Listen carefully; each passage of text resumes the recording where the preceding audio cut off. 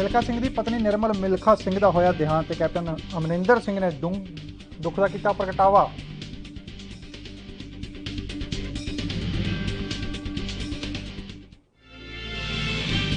श्री हरमंदर साहिब मनाया 5वें पातशाह जी का शहीदी दिन। संगतां लई ठंडे मिठे जल की लगाई छबील ते भारी गिणती च संगतां होईयां नतमस्तक।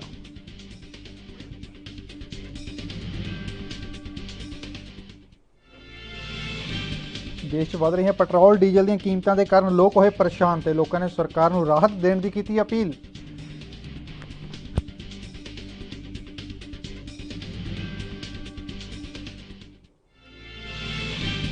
बीते दिन आई हनेरी के कारण फलों ते बागों का होया भारी नुकसान। हनेरी के कारण दरख्त ते फल टुट के डिगे ते बागबानी कर रहे किसानों ने 10 लाख के नुकसान का किया दावा।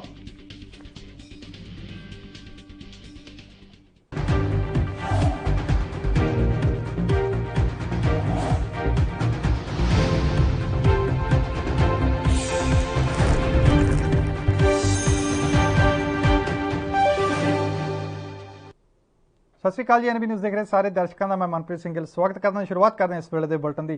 पंजाब के मुख्यमंत्री कैप्टन अमरिंदर सिंह ने भारतीय वालीबाल टीम की साबका कप्तान और महान एथलीट उडना मिल्खा सिंह की पत्नी निर्मल मिल्खा सिंह के देहांत से डूंघे दुख का प्रगटावा किया है। निर्मल मिल्खा सिंह जो कि मोहाली के एक प्राइवेट हस्पताल विखे कोरोना महामारी के नाल जूझण उपरंत चल बसे हैं तो वह अपने पिछे पति एक बेटा ते 3 बेटियां छड्ड गए हैं। उन्होंने बेटा जीव मिल्खा सिंह भी चौकी का गोल्फ का खिडारी है। वो पंजाब विच औरतों लिए खेड विभाग के डायरैक्टर भी सन। दस दिए कि निर्मल मिल्खा सिंह जो कि मिल्खा सिंह की पत्नी सी उन्हों का देहांत हो चुका है तो फोर्टिस हस्पताल के इलाज अधीन दे सन।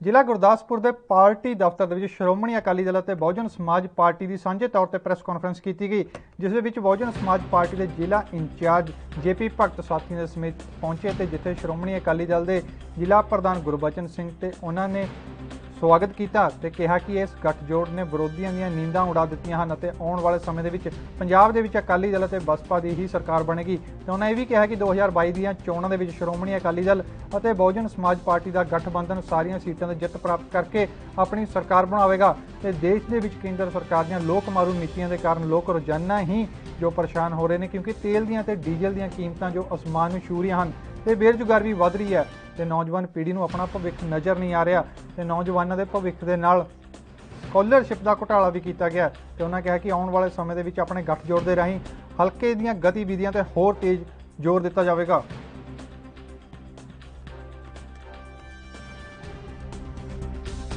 जो विधान सभा दियां 22 विच चोणां होणीਆਂ ने, ये दोवां पार्टियां ने सहमति प्रगटा के श्रोमणी अकाली दल ते बसपा नूं होर तगड़े करके ते दूजियां पार्टियां दे नाल जो कांग्रेस ते भाजपा दे नाल लोकां दा मोह भंग होया, लोकां नूं मोटीवेट करके वोटरां नूं अपणियां पार्टियां दे नाल ला के तगड़े करके विधान सभा सरकार बनाउणी आ तां जो श्रोमणी अकाली दल ते बसपा दी सरकार बन सके और मुख मंत्री सरदार सुखबीर सिंह जी बादल जो बन सकन। BJP दे वोटर भी जिहड़े साडे वल झुका होया क्योंकि जिहड़े काले कानून बने ने इहदे नाल पंजाब तबाह होने वाल जा रहा।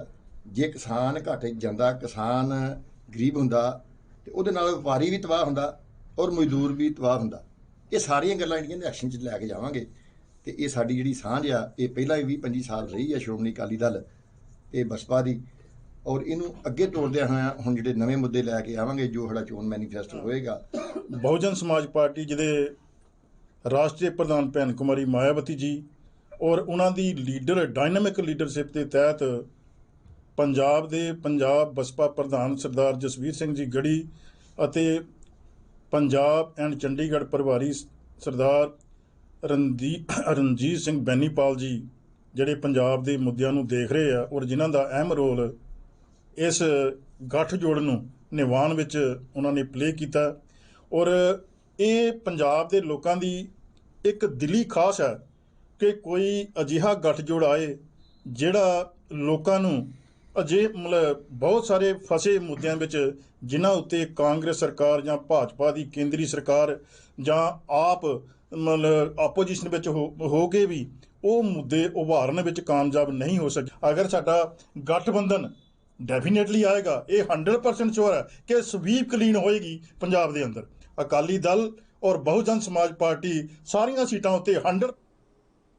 ਦੇਸ਼ 'ਚ ਦਲਿਤ ਵਿਦਿਆਰਥੀਆਂ ਦੀ ਪੜ੍ਹਾਈ ਲਈ ਚਲਾਈ ਜਾਂਦੀ ਪੋਸਟ ਮੈਟ੍ਰਿਕ ਸਕਾਲਰਸ਼ਿਪ ਪੰਜਾਬ ਦੇ ਵਿੱਚ ਵੱਡਾ ਮੁੱਦਾ ਰਹੀ ਹੈ ਤੇ ਇਸੇ ਮੁੱਦੇ ਉੱਤੇ ਪੰਜਾਬ ਦਾ ਕੋਈ ਨਾ ਕੋਈ ਸਿਆਸੀਦਾਨ ਬਿਆਨ ਦਿੰਦਾ ਹੀ ਰਹਿੰਦਾ ਹੈ। ਇਸੇ ਤਰ੍ਹਾਂ ਹੁਣ ਆਮ ਆਦਮੀ ਪਾਰਟੀ ਦੇ ਲੀਡਰ ਮਨਵਿੰਦਰ ਸਿੰਘ ਗਿਆਸਪੁਰੀ ਨੇ ਸਕਾਲਰਸ਼ਿਪ ਨੂੰ ਲੈ ਕੇ ਆਪਣੇ ਬਿਆਨ ਦਿੱਤੇ ਨੇ ਤੇ ਇਸ ਮੌਕੇ ਉਹਨਾਂ ਕੀ ਕਿਹਾ ਤੁਹਾਨੂੰ ਸੁਣਾਉਂਦੇ ਹਾਂ। ਸਰਕਾਰ ਵੱਲੋਂ ਜੋ ਪੋਸਟ ਮੈਟ੍ਰਿਕ ਸਕਾਲਰਸ਼ਿਪ ਅਧੀਨ ਵਿਦਿਆਰਥੀਆਂ ਨੂੰ ਦਾਖਲੇ ਦਿੱਤੇ ਜਾਂਦੇ ਆ, ਪਰ ਜਦੋਂ ਦੀ ਕੈਪਟਨ ਸਰਕਾਰ ਆਈ ਆ ਔਰ ਉਸ ਤੋਂ ਪਹਿਲਾਂ ਵੀ ਜਿਹੜੀ ਬੀਜੇਪੀ ਤੇ ਅਕਾਲੀ ਦਲ ਦੀ ਭਾਜਪਾ ਦੀ ਸਰਕਾਰ ਸਾਂਝੀ ਸਰਕਾਰ ਸੀ, ਇਹਨਾਂ ਵੱਲੋਂ ਦਲਿਤ ਵਿਦਿਆਰਥੀਆਂ ਦੇ ਇਸ ਫੰਡ ਨੂੰ ਰੋਕਣ ਦੇ ਲਈ, ਇਸ ਫੰਡ ਨੂੰ ਖਾਣ ਦੇ ਲਈ ਤਰ੍ਹਾਂ ਦੇ ਤਰੀਕੇ ਤੇ ਹੱਥਕੰਡੇ ਅਪਣਾਏ। ਅੱਜ ਤੋਂ 3-4 ਸਾਲ ਪਹਿਲਾਂ ਦਲਿਤ ਵਿਦਿਆਰਥੀਆਂ ਦੀ ਜਿਹੜੀ ਗਿਣਤੀ 3 ਲੱਖ ਸੀ, ਜਿਹੜੇ ਕਿ ਪੋਸਟ ਮੈਟ੍ਰਿਕ ਸਕਾਲਰਸ਼ਿਪ ਦੇ ਅਧੀਨ ਵਿਦਿਆਰਥੀ ਆਉਂਦੇ ਸੀ, ਅੱਜ ਉਹਨਾਂ ਦੀ ਗਿਣਤੀ ਮਹਿਜ 90,000 ਰਹਿ ਗਈ ਆ। ਕਾਰਨ ਕੀ ਆ ਕਿ ਪ੍ਰਾਈਵੇਟ ਕਾਲਜਾਂ ਵਾਲੇ ਦਲਿਤ ਵਿਦਿਆਰਥੀਆਂ ਨੂੰ ਗੇਟ ਤੋਂ ਭਜਾ ਦਿੰਦੇ ਆ, ਬੜੇ ਬੁਰੇ ਤਰੀਕੇ ਨਾਲ ਜਲੀਲ ਕਰਦੇ ਆ, ਉਹਨਾਂ ਤੋਂ ਫੀਸਾਂ ਮੰਗਦੇ ਆ। ਕਿਉਂ ਮੰਗਦੇ ਆ? ਕਿਉਂਕਿ ਜਿਹੜੀ ਪੰਜਾਬ ਸਰਕਾਰ ਆ, ਇਹ ਜਿਹੜਾ ਕੇਂਦਰ ਤੋਂ ਆਇਆ ਹੋਇਆ ਪੈਸਾ ਇਹ ਆਪਣੇ ਇੰਟਰਸਟ ਲਈ ਵਰਤ ਰਹੀ ਆ, ਆਪਣੇ ਚਹੇਤੇ ਕਾਲਜਾਂ ਲਈ ਵਰਤ ਰਹੀ ਆ ਔਰ ਇਹਦੇ ਵਿੱਚ ਵੱਡੇ ਪੱਧਰ ਦੇ ਉੱਤੇ ਘਪਲੇ ਕਰ ਰਹੀ ਆ। ਸ਼੍ਰੀ ਕਿਰਪਾ ਸ਼ੰਕਰ ਸਰੋਜ ਜੀ ਨੇ ਆਪਣੀ ਰਿਪੋਰਟ ਦੇ ਵਿੱਚ ਕਿਹਾ ਕਿ ਜਿਹੜਾ ਚੋਰ ਮੰਤਰੀ ਸਾਧੂ ਸਿੰਘ ਧਰਮਸੋਤ, ਉਹ 64 ਕਰੋੜ ਰੁਪਏ ਦੀ ਵੱਡੀ ਰਾਸ਼ੀ ਉਸਨੇ ਗੋਸਟ ਇੰਸਟੀਚਿਊਟ, ਭੂਤ ਇੰਸਟੀਚਿਊਟ, ਜਿਹੜੇ ਇੰਸਟੀਚਿਊਟਾਂ ਦਾ ਕੋਈ ਵਜੂਦ ਹੀ ਨਹੀਂ, ਉਹਨਾਂ ਨੂੰ ਦੇ ਦਿੱਤੀ।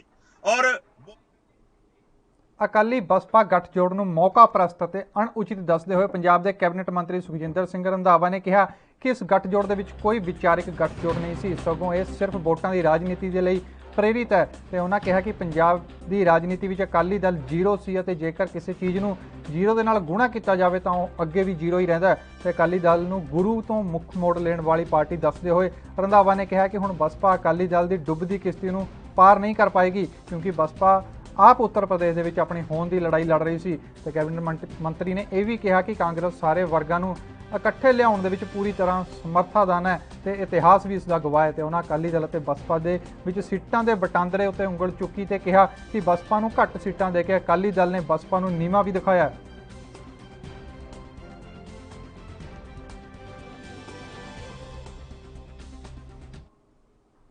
ਤੇ ਵੇਲਾ ਹੋ ਚੁੱਕਿਆ ਇੱਕ ਛੋਟੇ ਜਿਹੇ ਬ੍ਰੇਕ ਦਾ ਤੇ ਜਲਦ ਹਾਜ਼ਰ ਹੋਵਾਂਗੇ ਬ੍ਰੇਕ ਤੋਂ ਬਾਅਦ।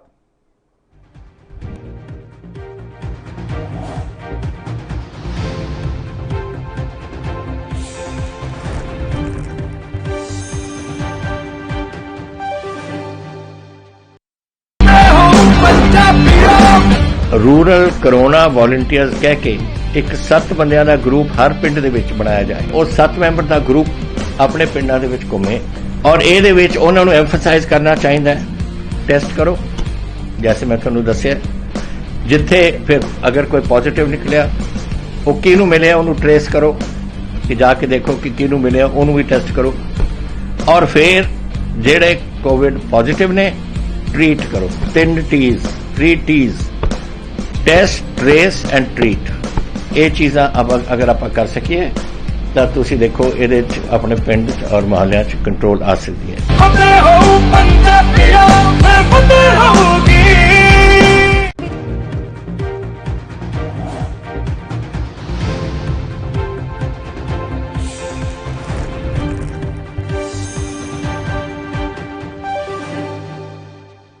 ਬ੍ਰੇਕ ਤੋਂ ਬਾਅਦ ਦਰਸ਼ਕਾਂ ਦਾ ਇੱਕ ਵਾਰੀ ਫਿਰ ਤੋਂ ਸਵਾਗਤ ਹੈ ਤੇ ਰੁਕ ਕਰਦੇ ਹਾਂ ਅਗਲੀ ਖਬਰ ਦੇ ਵੱਲ। ਪੰਜਾਬ ਦੇ ਸਕੂਲ ਸਿੱਖਿਆ ਮੰਤਰੀ ਵਿਜੇ ਇੰਦਰ ਸਿੰਗਲਾ ਨੇ ਆਪਣੇ ਦਿੱਲੀ ਦੇ ਹਮ ਅਹੁਦਾ ਮਨੀਸ਼ ਸਿਸੋਦੀਆ ਨੂੰ ਸਲਾਹ ਦਿੱਤੀ ਕਿ ਉਹ ਮੁੱਦੇ ਨੂੰ ਸਿਆਸੀ ਰੰਗਤ ਦੇਣ ਦੇ ਲਈ ਇੰਨਾ ਨੀਵਾਂ ਡਿੱਗਣ ਤੋਂ ਪਹਿਲਾਂ ਕੇਂਦਰ ਸਰਕਾਰ ਦੁਆਰਾ ਜਾਰੀ ਕੀਤੇ ਕਾਰਜਕਾਰੀ ਗ੍ਰੇਡਿੰਗ ਇੰਡੈਕਸ ਦੇ ਵਿੱਚ ਸਿੱਖਿਆ ਦੇ ਪੱਧਰ ਅਤੇ ਮਿਆਰ ਸੰਬੰਧੀ ਮਾਪਦੰਡ ਬਾਰੇ ਤੱਥਾਂ ਦੀ ਪੜਤਾਲ ਕਰ ਲੈਣ। ਤੇ ਸਿੰਗਲਾ ਨੇ ਇਹ ਵੀ ਕਿਹਾ ਕਿ ਦਿੱਲੀ ਦੇ ਸਿੱਖਿਆ ਮੰਤਰੀ ਸਿਸੋਦੀਆ ਅਤੇ ਉਹਨਾਂ ਦੀ ਪਾਰਟੀ ਸਕੂਲ ਸਿੱਖਿਆ ਦੇ ਖੇਤਰ ਦੇ ਵਿੱਚ ਪੰਜਾਬ ਦੀ ਪ੍ਰਾਪਤੀ ਤੋਂ ਇੰਨਾ ਘਬਰਾ ਗਏ ਹਨ ਕਿ ਉਹਨਾਂ ਨੇ ਆਪਣੇ ਝੂਠ ਅਤੇ ਤਰਕਹੀਣ ਬਿਆਨਾਂ ਰਾਹੀਂ ਲੋਕਾਂ ਨੂੰ ਗੁੰਮਰਾਹ ਕਰਨਾ ਸ਼ੁਰੂ ਕਰ ਦਿੱਤਾ ਹੈ। ਤੇ ਸਿੱਖਿਆ ਮੰਤਰੀ ਨੇ ਅੱਗੇ ਕਿਹਾ ਕਿ ਮਨੀਸ਼ ਸਿਸੋਦੀਆ ਨੇ ਇਹ ਕਹਿ ਰਹੇ ਹਨ ਕਿ ਪੰਜਾਬ ਨੇ ਹਾਲ ਹੀ ਦੇ ਕਾਰਜਕਾਰੀ ਗ੍ਰੇਡਿੰਗ ਇੰਡੈਕਸ ਦੇ ਵਿੱਚ ਸਿੱਖਿਆ ਪੱਧਰ ਅਤੇ ਮਿਆਰ ਵਿੱਚ ਮਾੜਾ ਪ੍ਰਦਰਸ਼ਨ ਕੀਤਾ ਹੈ। ਉਹਨਾਂ ਕਿਹਾ ਕਿ ਪਰ ਇਹ ਤੱਥ ਇਹ ਵੀ ਹੈ ਕਿ ਜੇ ਪੰਜਾਬ ਦੀ ਕਾਰਜਕਾਰੀ ਮਾੜੀ ਹੈ ਤਾਂ ਇਸ ਮਾਪਦੰਡ ਤਹਿਤ ਦਿੱਲੀ ਦੇ ਸਕੂਲਾਂ ਦੀ ਕਾਰਜਕਾਰੀ ਇਸ ਤੋਂ ਵੀ ਮਾੜੀ ਹੈ।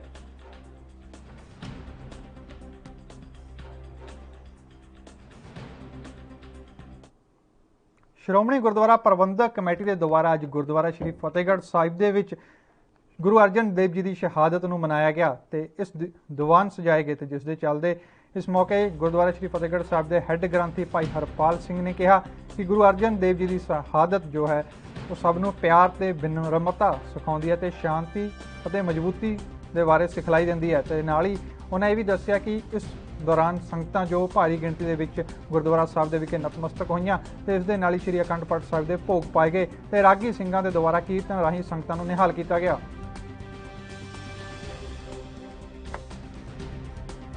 ਅੱਜ ਧੰਨ ਸ਼੍ਰੀ ਗੁਰੂ ਅਰਜਨ ਸਾਹਿਬ ਸੱਚੇ ਪਾਤਸ਼ਾਹ ਮਹਾਰਾਜ ਜੀ ਦਾ ਸ਼ਹੀਦੀ ਦਿਹਾੜਾ ਵਿਸ਼ਵ ਭਰ ਵਿੱਚ ਸ਼ਰਧਾ ਕੀਰਤ ਨਾਲ ਮਨਾਇਆ ਜਾ ਰਿਹਾ। ਸ਼੍ਰੀ ਫਤਿਹਗੜ੍ਹ ਸਾਹਿਬ ਸ਼੍ਰੀ ਅਖੰਡ ਪਾਠ ਸਾਹਿਬ ਜੀ ਦੇ ਭੋਗ ਪਾਏ ਗਏ, ਦੀਵਾਨ ਸਜਿਆ।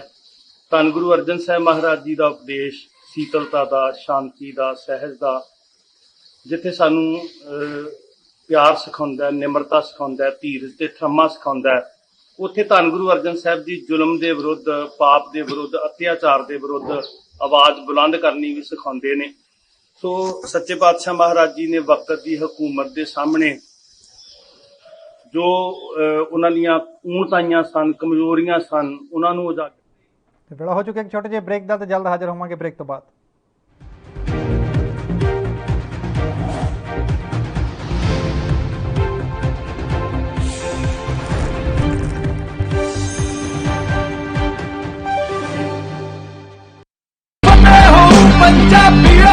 ਫਤਿਹ ਕਿਟ ਦਿੱਤੇ ਨੇ ਕਿ ਤੁਹਾਨੂੰ ਕਿਤੇ ਜਾਣ ਦੀ ਲੋੜ ਨਹੀਂ। ਅਗਰ ਤੁਸੀਂ ਪੋਜ਼ਿਟਿਵ ਹੋ, ਸਟੇਜ 1 ਦੇ ਵਿੱਚ ਹੋ, ਲੈਵਲ 1 ਦੇ ਵਿੱਚ ਹੋ, ਆਪਣੇ ਘਰ 'ਚ ਜਾਓ, ਫਤਿਹ ਕਿਟ ਤੁਹਾਨੂੰ ਮਿਲ ਜੂਗਾ। ਬਿਮਾਰੀ ਦਾ ਕੀ ਦਵਾਈ ਲੈਣੀ ਹੈ, ਕੈਸੇ ਲੈਣੀ ਹੈ, ਸਾਰਾ ਕਾਗਜ਼ ਵਿੱਚ ਹੈ। ਕੋਈ ਬੰਦਾ ਆਊਗਾ ਜਿਹੜਾ ਤੁਹਾਨੂੰ ਦੇਊਗਾ ਔਰ ਉਹ ਸਮਝਾਊਗਾ ਵੀ ਤੁਹਾਨੂੰ, ਉਹ ਤੁਸੀਂ ਲਓ।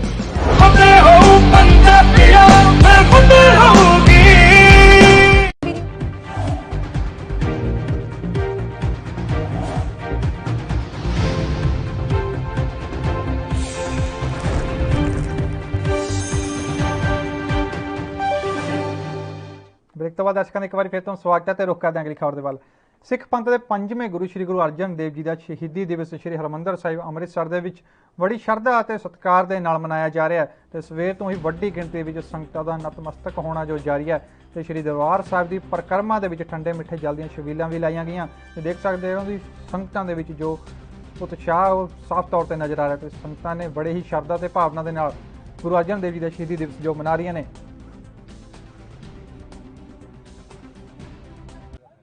ਅੱਜ 5ਵੇਂ ਪਾਤਸ਼ਾਹ ਧੰਨ ਧੰਨ ਸ਼੍ਰੀ ਗੁਰੂ ਅਰਜਨ ਦੇਵ ਜੀ ਨਾਮ ਦੇ ਰਸੀਏ ਸ਼ਾਂਤੀ ਦੇ ਪੁੰਜ ਧੰਨ ਧੰਨ ਗੁਰੂ ਅਰਜਨ ਦੇਵ ਪਾਤਸ਼ਾਹ ਜੀ ਦਾ ਸ਼ਹੀਦੀ ਦਿਹਾੜਾ ਹੈ ਔਰ ਅੱਜ ਇੱਥੇ ਸ੍ਰੀ ਸੱਚਖੰਡ ਸ੍ਰੀ ਹਰਿਮੰਦਰ ਸਾਹਿਬ ਵਿਖੇ ਦਰਸ਼ਨ ਕਰਨ ਆਏ ਆ ਕਿਉਂਕਿ ਇਹ ਉਹ ਪਵਿੱਤਰ ਸਥਾਨ ਹੈ ਜਿੱਥੇ ਦਰਸ਼ਨ ਕਰਕੇ ਆਤਮਾ ਨੂੰ ਬੜਾ ਹੀ ਸਕੂਨ ਮਿਲਦਾ ਹੈ ਔਰ ਗੁਰੂ ਸਾਹਿਬ ਦੀ ਬੜੀ ਕਿਰਪਾ ਹੈ ਕਿ ਇਸ ਸਥਾਨ ਦੇ ਉੱਤੇ ਦੂਰ ਦਰਾਡੇ ਤੋਂ ਅੱਜ ਬੜੀ ਵੱਡੀ ਗਿਣਤੀ ਦੇ ਵਿੱਚ ਸੰਗਤਾਂ ਜਿਹੜੀਆਂ ਦਰਸ਼ਨ ਕਰਨ ਆਈਆਂ ਔਰ ਉਹਨਾਂ ਵਾਸਤੇ ਠੰਡੇ ਮਿੱਠੇ ਜਲ ਦੀਆਂ ਛਬੀਲਾਂ ਹੋਰ ਵੀ ਕਈ ਪ੍ਰਕਾਰ ਦੇ ਲੰਗਰ ਤਿਆਰ ਕੀਤੇ ਗਏ ਨੇ। ਮੈਂ ਗੁਰੂ ਸਾਹਿਬ ਦੇ ਚਰਨਾਂ ਦੇ ਵਿੱਚ ਅਰਦਾਸ ਕਰਦੀ ਹਾਂ ਕਿ ਸਾਰੀਆਂ ਸੰਗਤਾਂ ਦੇ ਸਿਰ ਦੇ ਉੱਤੇ ਮਿਹਰ ਭਰਿਆ ਹੱਥ ਰੱਖਣ ਔਰ ਇਸ ਭਿਆਨਕ ਮਹਾਮਾਰੀ ਤੋਂ ਸਮੁੱਚੀ ਜਿਹੜੀ ਜਨਤਾ ਹੈ ਉਸ ਨੂੰ ਬਚਾ ਲੈ। ਗੁਰੂ ਸਾਹਿਬ ਜਿਹੜੇ ਪੂਰਨੇ ਪਾ ਗਏ ਉਹਨਾਂ ਦੇ ਪੂਰਨਿਆਂ ਤੇ ਚਲਦਿਆਂ ਅੱਜ ਸੰਗਤ ਵਾਸਤੇ ਠੰਡੇ ਮਿੱਠੇ ਜਲ ਦੀਆਂ ਛਬੀਲਾਂ ਔਰ ਕਈ ਪ੍ਰਕਾਰ ਦੇ ਜਿਹੜੇ ਪ੍ਰਸ਼ਾਦ ਨੇ ਉਹ ਸੰਗਤਾਂ ਵਾਸਤੇ ਇੱਥੇ ਤਿਆਰ ਕੀਤੇ ਗਏ ਨੇ ਔਰ ਦੂਰ ਦੁਰਾਡੇ ਤੋਂ ਸੰਗਤਾਂ ਅੱਜ ਇਸ ਪਵਿੱਤਰ ਸਥਾਨ ਦੇ ਉੱਤੇ ਦਰਸ਼ਨ ਕਰਨ ਵਾਸਤੇ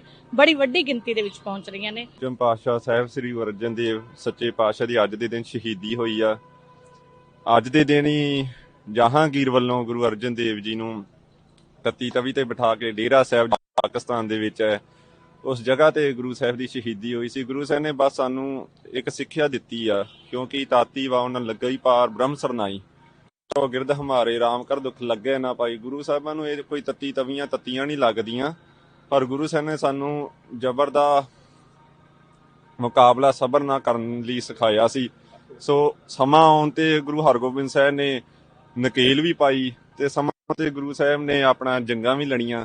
ਸੋ ਇਹ ਇੱਕ ਗੁਰੂ ਸਾਹਿਬ ਦੀ ਸਿੱਖਿਆ ਵਾ ਕਿ ਅਸੀਂ ਇੱਕ ਆਧਾਰ ਨਾ ਬਣਾ ਲਈਏ ਕਦੀ ਵੀ ਕਿ ਗੁਰੂ ਸਾਹਿਬ ਨੇ ਆਪਣਾ ਜ਼ਬਰ ਦਾ ਸਬਰ ਨਾ ਕੀਤਾ ਪਰ ਲੋੜ ਪੈਣ ਤੇ ਸਾਨੂੰ ਹਥਿਆਰ ਵੀ ਚੱਕਣੇ ਸਿਖਾਏ ਆ। ਸਾਨੂੰ ਸ਼ਸਤਰਧਾਰੀ ਵੀ ਮੀਰੀ ਪੀਰੀ ਦੇ ਮਾਲਕ ਨੇ ਸਾਨੂੰ ਸ਼ਸਤਰ ਵੀ ਦਿੱਤੇ ਆ, ਸਾਨੂੰ ਸਾਰੀਆਂ ਸਿੱਖਿਆਵਾਂ ਦਿੱਤੀਆਂ। ਬਸ ਸਿੱਖ ਪੰਥ ਦੇ ਪੰਜਵੇਂ ਗੁਰੂ ਸ਼੍ਰੀ ਗੁਰੂ ਅਰਜਨ ਦੇਵ ਜੀ ਦਾ ਸ਼ਹੀਦੀ ਜੋ ਦਿਵਸ ਹੈ ਉਹ ਸ਼੍ਰੀ ਹਰਿਮੰਦਰ ਸਾਹਿਬ 'ਚ ਅੰਮ੍ਰਿਤਸਰ ਵਿਖੇ ਬੜੀ ਸ਼ਰਧਾ ਤੇ ਸਤਿਕਾਰ ਦੇ ਨਾਲ ਮਨਾਇਆ ਜਾ ਰਿਹਾ ਹੈ। ਤੇ ਸਵੇਰ ਤੋਂ ਹੀ ਵੱਡੀ ਗਿਣਤੀ ਦੇ ਵਿੱਚ ਸੰਗਤਾਂ ਜੋ ਸ਼੍ਰੀ ਦਰਬਾਰ ਸਾਹਿਬ ਦੇ ਵਿੱਚ ਨਤਮਸਤਕ ਹੋ ਰਹੀਆਂ ਨੇ। ਇਸ ਦੇ ਨਾਲ ਹੀ ਸ਼੍ਰੀ ਦਰਬਾਰ ਸਾਹਿਬ ਦੀ ਪਰਿਕਰਮਾ ਦੇ ਵਿੱਚ ਠੰਡੇ ਮਿੱਠੇ ਜਲ ਦੀਆਂ ਛਬੀਲਾਂ ਵੀ ਲਾਈਆਂ ਜਾ ਰਹੀਆਂ ਨੇ ਤੇ ਸੰਗਤਾਂ ਦੇ ਲਈ ਲੰਗਰ ਵੀ ਜੋ ਤਿਆਰ ਕੀਤੇ ਗਏ ਨੇ। ਇਸ ਮੌਕੇ ਸਾਫ਼ ਤੌਰ ਤੇ ਨਜ਼ਰ ਆ ਰਿਹਾ ਕਿ ਸੰਗਤਾਂ ਜੋ ਵੱਡੀ ਗਿਣਤੀ ਦੇ ਵਿੱਚ ਸ਼੍ਰੀ ਹਰਿਮੰਦਰ ਸਾਹਿਬ ਨਤਮਸਤਕ ਹੋਈਆਂ ਨੇ। ਇਸ ਦੇ ਨਾਲ ਹੀ ਵੇਲਾ ਹੋ ਚੁੱਕਿਆ ਕਿ ਛੋਟੇ ਜਿਹੇ ਬ੍ਰੇਕ ਦਾ, ਤੇ ਜਲਦ ਹਾਜ਼ਰ ਹੋਵਾਂਗੇ ਬ੍ਰੇਕ ਤੋਂ ਬਾਅਦ।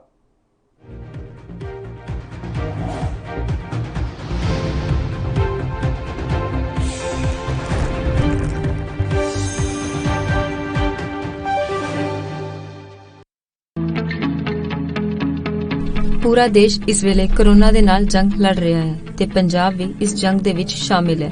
ਇਸ ਲੜਾਈ ਦੇ ਵਿੱਚ ਜਿੱਥੇ ਕੈਪਟਨ ਅਮਰਿੰਦਰ ਸਿੰਘ ਦੀ ਅਗਵਾਈ ਵਾਲੀ ਪੰਜਾਬ ਸਰਕਾਰ ਆਮ ਜਨਤਾ ਦੇ ਨਾਲ ਮੋਢਾ ਜੋੜ ਕੇ ਖੜੀ ਹੈ ਤੇ ਉੱਥੇ ਹੀ ਆਮ ਜਨਤਾ ਵੀ ਪੰਜਾਬ ਸਰਕਾਰ ਨੂੰ ਆਪਣਾ ਪੂਰਾ ਯੋਗਦਾਨ ਦੇ ਰਹੀ ਹੈ ਤੇ ਇਸ ਦਾ ਨਤੀਜਾ ਇਹ ਹੈ ਕਿ ਅੱਜ ਪੰਜਾਬ ਸਿਹਤ ਸੇਵਾਵਾਂ ਵਿੱਚ ਹੋਰਨਾਂ ਰਾਜਾਂ ਨਾਲੋਂ ਕਿਤੇ ਜ਼ਿਆਦਾ ਅੱਗੇ ਹੈ।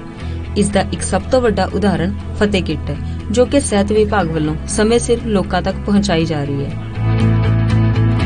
ਮੇਰੀ ਥੋੜੇ ਦਿਨ ਪਹਿਲਾਂ ਕੋਵਿਡ ਦੀ ਰਿਪੋਰਟ ਪੋਜ਼ਿਟਿਵ ਆਈ ਸੀ ਤੇ ਅੱਜ ਮੈਨੂੰ ਫਤਿਹ ਕਿੱਟ ਹੈਲਥ ਡਿਪਾਰਟਮੈਂਟ ਵੱਲੋਂ ਪ੍ਰੋਵਾਈਡ ਕੀਤੀ ਗਈ ਹੈ ਜਿਹਦੇ ਵਿੱਚ ਕੀ ਜ਼ਰੂਰਤ ਦੀਆਂ ਸਾਰੀਆਂ ਦਵਾਈਆਂ ਨੇ। ਮੈਂ ਪੰਜਾਬ ਸਰਕਾਰ ਦਾ ਇਸ ਵਾਸਤੇ ਬਹੁਤ-ਬਹੁਤ ਧੰਨਵਾਦ ਕਰਦੀ ਹਾਂ।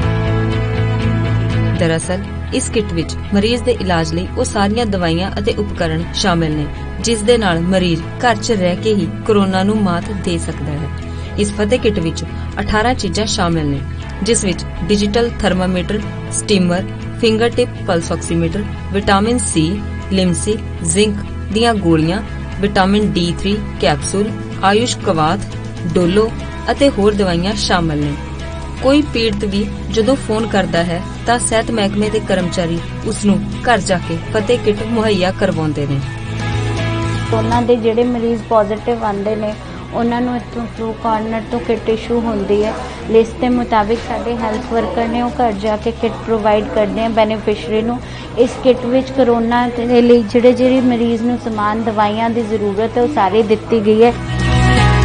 ਦਰਅਸਲ ਹੋਮ ਕੁਆਰੰਟਾਈਨ ਮਰੀਜ਼ਾਂ ਲਈ ਫਤਿਹ ਕਿੱਟ ਵਰਦਾਨ ਸਾਬਤ ਹੋ ਰਹੀ ਹੈ ਤੇ ਇਨ੍ਹਾਂ ਕਿੱਟਾਂ ਦਾ ਹੀ ਨਤੀਜਾ ਹੈ ਕਿ ਅੱਜ ਪੰਜਾਬ ਕੋਰੋਨਾ ਦੇ ਖਿਲਾਫ ਜੰਗ ਵਿੱਚ ਕਿਤੇ ਹੀ ਅੱਗੇ ਨਿਕਲ ਚੁੱਕਾ ਹੈ। ਲਾਜ਼ਮੀ ਤੌਰ ਤੇ ਪੰਜਾਬ ਫਤਿਹ ਕਿੱਟ ਨਾਲ ਵੀ ਇੱਕ ਦਿਨ ਜ਼ਰੂਰ ਕੋਰੋਨਾ ਤੇ ਫਤਿਹ ਪਾਏਗਾ।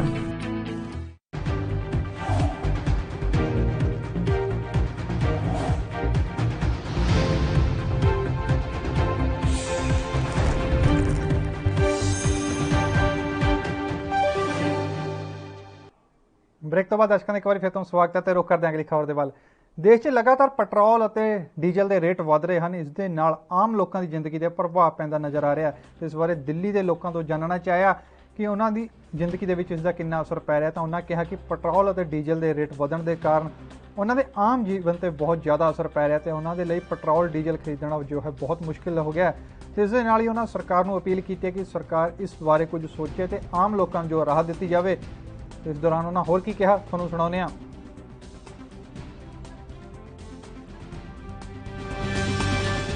फर्क पड़ रहा है बहुत ज़्यादा। एक दिन पे दिन 2-4 रुपए करके बढ़ रहे हैं। आज 96 है, कल 100 हो जाएगा। तो उससे बहुत हमें नौकरी करने में बहुत दिक्कत हो रही है। इससे किस तरह की दिक्कत आ रही है जब पेट्रोल बढ़ जाता है? आपका रोज का अप डाउन जो होता है कितने का डलवाते थे, कितने का डलवाना पड़ता है? पहले हम कम का डलवाते थे कि पहले के भी अपना ड्यूटी अप डाउन हो जाए। अब इतना के ना तो नौकरी हो सकती और ना इतना हम कमा रहे जितना हम पेट्रोल में लगा रहे हैं। इतनी हमारी सैलरी भी नहीं है जितना हमारा पेट्रोल में ज़्यादा पैसा खर्च हो रही है। सर मेरा ये कहना है कि इसके मामले में सरकार को थोड़ा सा ध्यान देना चाहिए और जितना फर्क आम आदमी की जेब पर पड़ रहा है, कुछ तो रोजगार जो है कोरोना की वजह से कम हो गए हैं, खत्म हो गए हैं, तो सरकार को नीति ऐसी लानी चाहिए कि गरीब आदमी को ज़्यादा मार ना झेलनी पड़े और इसके पेट्रोल के जो दाम है या डीजल के जो भी दाम है वो सब्जी से लेके ऊपर जो भी रोजमर्रा की चीजें हैं उनके भी दाम बढ़ाने में सहायक होते हैं। अगर ये दाम घट जाएंगे तो हो सकता है कि बहुत सुकून मिलेगा आम जनता को। ਬਸਪਾ ਆਗੂ ਸ਼ਿਵ ਕੁਮਾਰ ਦਾ ਕਹਿਣਾ ਹੈ ਕਿ ਅਕਾਲੀ ਦਲ ਅਤੇ ਬਸਪਾ ਦੇ ਗੱਠਜੋੜ ਬਣਨ ਤੋਂ ਬਾਅਦ ਬਸਪਾ ਆਗੂਆਂ 'ਚ ਕਾਫੀ ਉਤਸ਼ਾਹ ਜੋ ਵੱਧ ਚੁੱਕਿਆ ਹੈ ਤੇ ਜ਼ਿਲ੍ਹਾ ਸ਼੍ਰੀ ਫਤਿਹਗੜ੍ਹ ਸਾਹਿਬ 'ਚ ਬਸਪਾ ਆਗੂਆਂ ਦੇ ਵੱਲੋਂ ਇੱਕ ਬੈਠਕ ਕੀਤੀ ਗਈ ਤੇ ਇਸ ਮੌਕੇ ਬਸਪਾ ਆਗੂ ਸ਼ਿਵ ਕੁਮਾਰ ਨੇ ਇਹ ਕਿਹਾ ਕਿ ਬਸਪਾ ਗੱਠਜੋੜ ਦੇ ਨਾਲ ਦੋਵਾਂ ਪਾਰਟੀਆਂ ਜੋ ਹਨ ਮਜ਼ਬੂਤ ਹੋ ਚੁੱਕੀਆਂ ਨੇ ਤੇ ਉਹਨਾਂ ਦਾ ਕਹਿਣਾ ਹੈ ਕਿ ਗੱਠਜੋੜ ਤੋਂ ਬਾਅਦ ਕਰਮਚਾਰੀਆਂ ਦੇ ਨਾਲ ਇੱਕ ਬੈਠਕ ਕੀਤੀ ਗਈ ਹੈ ਜਿਸ ਦੇ ਵਿੱਚ ਪਾਰਟੀਆਂ ਨੂੰ ਨਿਰਦੇਸ਼ ਦਿੱਤੇ ਗਏ ਕਿ ਪਾਰਟੀ ਨੂੰ ਮਜ਼ਬੂਤ ਕਰਨ ਦੇ ਲਈ ਕਰਮਚਾਰੀਆਂ ਦੀਆਂ ਕਿਸ ਪ੍ਰਕਾਰ ਦੀਆਂ ਡਿਊਟੀਆਂ ਲਗਾਈਆਂ ਜਾਣ ਤੇ ਉਹਨਾਂ ਕਿਹਾ ਕਿ ਅਕਾਲੀ ਬਸਪਾ ਦਾ ਗੱਠਜੋੜ ਭਵਿੱਖ ਦੇ ਵਿੱਚ ਮੀਲ ਦਾ ਪੱਥਰ ਸਾਬਤ ਹੋਵੇਗਾ। ਤੇ ਸ਼ਿਵ ਕੁਮਾਰ ਦਾ ਕਹਿਣਾ ਹੈ ਕਿ ਵਿਧਾਨ ਸਭਾ ਚੋਣਾਂ ਜਿੱਤਣ ਦੇ ਲਈ ਪਿੰਡ-ਪਿੰਡ ਜਾ ਕੇ ਅਤੇ ਸ਼ਹਿਰ-ਸ਼ਹਿਰ ਜਾ ਕੇ ਲੋਕਾਂ ਨੂੰ ਪਾਰਟੀ ਦੀਆਂ ਨੀਤੀਆਂ ਦੇ ਬਾਰੇ ਜਾਣੂ ਕਰਵਾਇਆ ਜਾਵੇਗਾ ਅਤੇ ਹੋਰ ਲੋਕਾਂ ਨੂੰ ਪਾਰਟੀ ਦੇ ਨਾਲ ਜੁੜਨ ਦੇ ਲਈ ਜਾਗਰੂਕ ਕੀਤਾ ਜਾਵੇਗਾ। ਤੇ ਫਿਲਹਾਲ ਵੇਲਾ ਹੋ ਚੁੱਕਾ ਇੱਕ ਛੋਟੇ ਜਿਹੇ ਬ੍ਰੇਕ ਦਾ ਤੇ ਜਲਦ ਹਾਜ਼ਰ ਹੋਵਾਂਗੇ ਬ੍ਰੇਕ ਤੋਂ ਬਾਅਦ।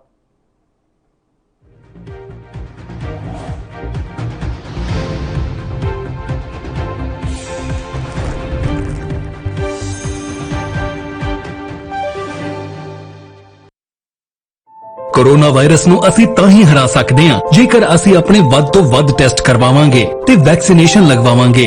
जैसे ਤੁਹਾਨੂੰ ਕੋਈ ਥੋੜੀ ਬਿਮਾਰੀ ਵੀ ਲੱਗੇ ਤੁਹਾਨੂੰ ਲੱਗੇ ਕਿ ਮੈਨੂੰ ਮੇਰੀ ਛਾਤੀ 'ਚ ਦਰਦ ਹੈ ਜਾਂ ਮੈਨੂੰ ਖਾਂਸੀ ਹੋ ਗਈ ਜਾਂ ਮੈਨੂੰ ਜ਼ੁਕਾਮ ਹੋ ਗਿਆ ਜਾਂ ਮੇਰਾ ਬਦਨ ਦਰਦ ਹੈ ਤੁਸੀਂ ਵੇਟ ਨਾ ਕਰੋ ਟੈਸਟ ਕਰਾਓ। ਪੰਜਾਬ ਸਰਕਾਰ ਵੱਲੋਂ ਕੋਰੋਨਾ ਵਾਇਰਸ ਨਾਲ ਨਜਿੱਠਣ ਲਈ ਪੰਜਾਬ ਦੇ ਪਿੰਡਾਂ ਵਿੱਚ ਵੈਕਸੀਨੇਸ਼ਨ ਡਰਾਈਵ ਚਲਾਈ ਗਈ ਹੈ ਤਾਂ ਜੋ 18 ਸਾਲ ਤੋਂ ਉੱਪਰ ਦੇ ਸਾਰੇ ਲੋਕ ਜਲਦ ਤੋਂ ਜਲਦ ਆਪਣੀ ਵੈਕਸੀਨੇਸ਼ਨ ਕਰਵਾ ਸਕਣ। ਪੂਰੇ ਪੰਜਾਬ ਦੇ ਪਿੰਡਾਂ ਲਈ ਕੋਵਿਡ ਟੈਸਟਿੰਗ ਕੇਂਦਰ ਸਥਾਪਿਤ ਕੀਤੇ ਗਏ ਨੇ। ਜੇਕਰ ਤੁਹਾਨੂੰ ਬੁਖਾਰ ਜ਼ੁਕਾਮ ਜਿਹੇ ਲੱਛਣ ਮਹਿਸੂਸ ਹੁੰਦੇ ਹਨ ਤਾਂ ਤੁਰੰਤ ਆਪਣਾ ਕੋਰੋਨਾ ਵਾਇਰਸ ਦਾ ਟੈਸਟ ਕਰਵਾਓ। ਕੋਰੋਨਾ ਸੰਬੰਧੀ ਜਾਣਕਾਰੀ ਲਈ 104 ਹੈਲਪਲਾਈਨ ਤੇ ਕਾਲ ਕਰੋ। तो ਤੁਸੀਂ ਪਲੀਜ਼ ਇਸ ਗੱਲ ਤੋਂ ਹੁਣ ਮੇਰੀ ਗੱਲ ਮੰਨੋ ਕਿ ਆਪਾਂ ਪੰਜਾਬ ਨੂੰ ਬਚਾਉਣਾ ਹੈ ਆਪਣੇ ਪਰਿਵਾਰਾਂ ਨੂੰ ਬਚਾਉਣਾ ਹੈ ਆਪਣੇ ਪਿੰਡ ਨੂੰ ਬਚਾਉਣਾ ਹੈ ਤੁਸੀਂ ਆਪਣੇ ਮੁਹੱਲਿਆਂ ਨੂੰ ਬਚਾਉਣਾ ਹੈ। ਤੁਸੀਂ ਜੋ ਦੱਸਿਆ ਡਾਕਟਰਾਂ ਨੇ ਕਰੋ।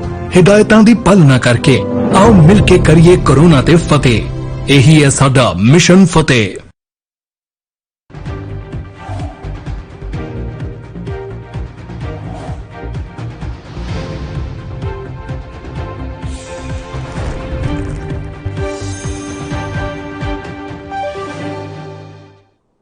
ਬ੍ਰੇਕ ਤੋਂ ਬਾਅਦ ਦਰਸ਼ਕਾਂ ਦਾ ਇੱਕ ਵਾਰੀ ਫਿਰ ਤੋਂ ਸਵਾਗਤ ਹੈ। ਤੁਹਾਨੂੰ ਦੱਸ ਦਈਏ ਕਿ ਭਾਜਪਾ ਤੇ ਅਕਾਲੀ ਦਲ ਦੇ ਗੱਠਜੋੜ ਤੋਂ ਬਾਅਦ ਬਸਪਾ ਆਗੂਆਂ ਨੇ ਸਰਹੰਦ ਵਿਖੇ ਬੈਠਕ ਕੀਤੀ ਤੇ ਉਹਨਾਂ ਦਾ ਕਹਿਣਾ ਹੈ ਕਿ ਪਾਰਟੀ ਨੂੰ ਮਜ਼ਬੂਤ ਕਰਨ ਦੇ ਲਈ ਜੋ ਅਗਲੀ ਰਣਨੀਤੀ ਹੈ ਉਸ ਦੇ ਬਾਰੇ ਚਰਚਾ ਕੀਤੀ ਗਈ ਹੈ ਤੇ ਪਿੰਡ-ਪਿੰਡ ਜਾ ਕੇ ਲੋਕਾਂ ਨੂੰ ਜਾਗਰੂਕ ਕੀਤਾ ਜਾਵੇਗਾ ਤੇ ਬਸਪਾ ਦੇ ਨਾਲ ਜੋੜਿਆ ਜਾਵੇਗਾ। ਤੇ ਬਸਪਾ ਆਗੂਆਂ ਦਾ ਇਹ ਵੀ ਕਹਿਣਾ ਹੈ ਕਿ 2022 ਦੀਆਂ ਵਿਧਾਨ ਸਭਾ ਚੋਣਾਂ ਦੇ ਵਿੱਚ ਉਹਨਾਂ ਦੀ ਹੀ ਸਰਕਾਰ ਬਣੇਗੀ ਤੇ ਇਸ ਦੌਰਾਨ ਉਹਨਾਂ ਦਾ ਹੋਰ ਕੀ ਕਹਿਣਾ ਤੁਹਾਨੂੰ ਸੁਣਾਉਂਦੇ ਹਾਂ। ਜਿਹੜੀ ਉਹ ਸ਼੍ਰੋਮਣੀ ਅਕਾਲੀ ਦਲ ਤੇ ਬਹੁਜਨ ਸਮਾਜ ਪਾਰਟੀ ਦੇ ਅਲਾਈਅੰਸ ਤੋਂ ਬਾਅਦ ਅਸੀਂ ਆਪਣੇ ਵਰਕਰਾਂ ਤੇ ਅਹੁਦੇਦਾਰਾਂ ਦੀ ਬਹੁਜਨ ਸਮਾਜ ਪਾਰਟੀ ਦੀ ਮੀਟਿੰਗ ਬੁਲਾਈ ਸੀ।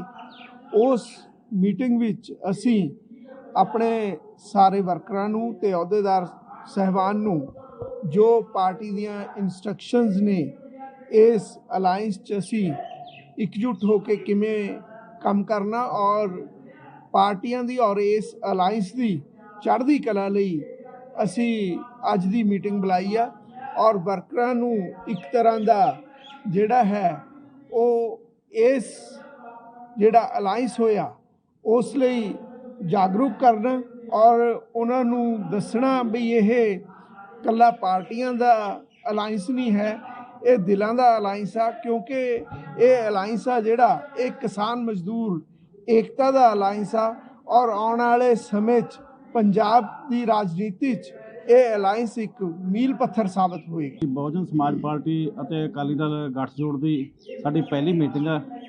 ਇਹਦੇ ਵਿੱਚ ਰਣਨੀਤੀ ਸਾਡੀ ਇਹ ਹੈ ਕਿ ਆਉਣ ਵਾਲੇ ਸਮੇਂ ਦੇ ਵਿੱਚ 2022 ਦੀ ਜਿਹੜੀ ਇਲੈਕਸ਼ਨ ਆ ਉਹ ਕਿਵੇਂ ਜਿੱਤੀ ਜਾਵੇ, ਜੋ ਕਿ ਸਮੇਂ ਦੇ ਅਨੁਸਾਰ 25 ਸਾਲ ਬਾਅਦ ਅਸੀਂ ਬਹੁਜਨ ਸਮਾਜ ਪਾਰਟੀ ਅਤੇ ਅਕਾਲੀ ਦਲ ਦਾ ਜਿਹੜਾ ਗੱਠਜੋੜ ਹੋਇਆ ਇਹਨੂੰ 2022 ਦੇ ਵਿੱਚ ਅਕਾਲੀ ਦਲ ਅਤੇ ਬਸਪਾ ਦਾ ਜਿਹੜਾ ਮੁੱਖ ਮੰਤਰੀ ਹੈ ਉਹਨੂੰ ਬਣਾਉਣ 'ਚ ਪੁਰਜੋਰ ਲਾ ਕੇ ਪਿੰਡਾਂ ਦੇ ਵਿੱਚ ਜਾ ਕੇ ਹਰ ਘਰ ਦੇ ਵਿੱਚ ਹਰ ਪਿੰਡ ਦੇ ਵਿੱਚ ਜਾ ਕੇ ਗਲੀ ਗਲੀ ਮਹੱਲੇ ਮਹੱਲੇ ਜਿੱਤੂਗਾ ਵੀ ਜਿੱਤੂਗਾ ਹਾਥੀ ਵਾਲਾ ਜਿੱਤੂਗਾ, ਜਿੱਤੂਗਾ ਵੀ ਜਿੱਤੂਗਾ ਹਾਥੀ ਵਾਲਾ ਜਿੱਤੂਗਾ। ਇਸੇ ਤਰੀਕੇ ਨਾਲ ਇਹ ਲਹਿਰ ਬਣਾ ਕੇ ਪਿੰਡਾਂ ਦੇ ਵਿੱਚ ਤਾਂ ਕਿ ਸਾਨੂੰ ਆਉਣ ਵਾਲਾ ਸਮਾਂ ਜਿਹੜਾ 2022 ਦਾ ਅਸੀਂ 101% ਸੀਟ ਜਿੱਤ ਕੇ ਬਹੁਜਨ ਸਮਾਜ ਪਾਰਟੀ ਝੋਲੀ ਦੇ ਵਿੱਚ ਪਾਵਾਂਗੇ ਔਰ ਗੱਠਜੋੜ ਦੇ ਵਿੱਚ ਇਹ ਬਹੁਤ ਅਹਿਮ ਰੋਲ ਨਿਭਾਏਗੀ। ਸੰਗਰੂਰ ਤੇ ਦਿੜਵਾ ਦੇ ਕੋਲ ਇੱਕ ਮੋਟਰਸਾਈਕਲ ਅਤੇ ਇੱਕ ਮਜ਼ਦੂਰ ਨੂੰ ਲੈ ਕੇ ਜਾ ਰਹੀ ਗੱਡੀ ਦਾ ਹਾਦਸਾ ਵਾਪਰ ਗਿਆ, ਜਿਸ ਕਾਰਨ ਗੱਡੀ ਪਲਟ ਗਈ, ਜਿਸ ਦੇ ਵਿੱਚ ਇੱਕ ਵਿਅਕਤੀ ਦੀ ਮੌਤ ਵੀ ਹੋ ਗਈ ਹੈ ਤੇ ਗੱਡੀ ਦੇ ਵਿੱਚ ਸਵਾਰ ਹੋਰ ਵੀ ਕਈ ਮਜ਼ਦੂਰ ਅਤੇ ਮੋਟਰਸਾਈਕਲ ਜੋ ਸਵਾਰ ਵਿਅਕਤੀ ਸੀ ਉਹ ਜ਼ਖਮੀ ਹੋ ਚੁੱਕੇ ਨੇ। ਤੇ ਪ੍ਰਾਪਤ ਜਾਣਕਾਰੀ ਦੇ ਅਨੁਸਾਰ ਗੱਡੀ 'ਚ ਸਵਾਰ ਜੋ ਮਜ਼ਦੂਰ ਸੀ ਉਹ ਯੂਪੀ ਤੋਂ ਬਠਿੰਡਾ ਝੋਨਾ ਲਗਾਉਣ ਦੇ ਲਈ ਆ ਰਹੇ ਸੀ, ਜਿਨ੍ਹਾਂ ਦਾ ਸੜਕ ਹਾਦਸਾ ਹੋ ਚੁੱਕਿਆ ਤੇ ਜ਼ਖਮੀਆਂ ਨੂੰ ਇਲਾਜ ਦੇ ਲਈ ਹਸਪਤਾਲ ਦੇ ਵਿੱਚ ਦਾਖਲ ਕਰਵਾਇਆ ਗਿਆ ਤੇ ਪੁਲਿਸ ਨੇ ਮੌਕੇ ਤੇ ਪਹੁੰਚ ਕੇ ਜੋ ਅਗਲੀ ਕਾਰਵਾਈ ਹੈ ਉਹ ਆਰੰਭ ਦਿੱਤੀ ਗਈ ਹੈ।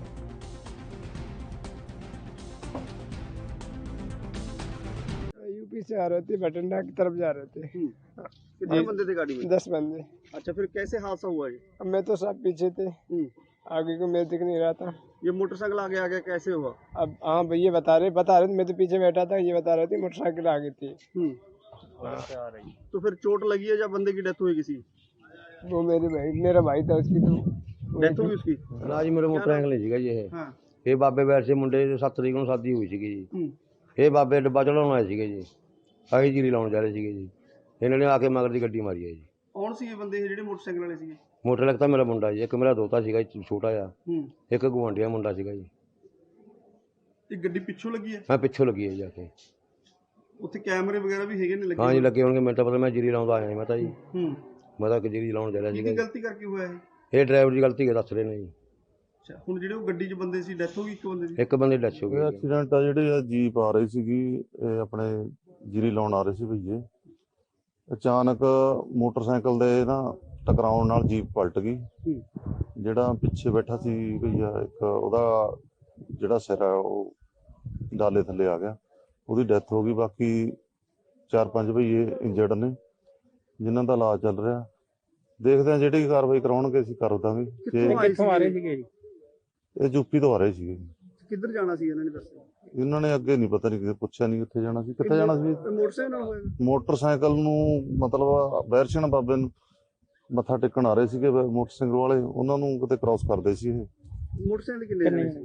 ਉਹ 3 ਜਣੇ ਸੀਗੇ ਮੋਟਰਸਾਈਕਲ ਵਾਲੇ, ਉਹਨਾਂ ਦੇ ਰਗੜਾ ਲੱਗੀਆਂ। ਬੱਚਾ ਵੀ ਸੀ ਨਾਲ ਕੋਈ? ਹਾਂ ਇੱਕ ਬੱਚਾ ਸੀਗਾ, 2 ਉਹਨਾਂ ਦੇ ਵੀ ਸੱਟਾਂ ਲੱਗੀਆਂ।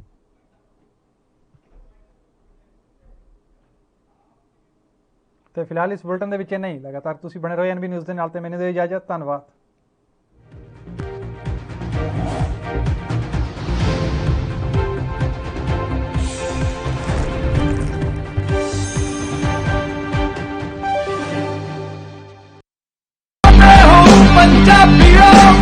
ਵੈਕਸੀਨ ਜ਼ਰੂਰ ਕਰਾਉਣੀ ਹੈ ਤੁਸੀਂ, ਤੁਹਾਡੇ ਐਂਟੀਬਾਡੀਜ਼ ਵਧਾਉਣੇ ਨੇ।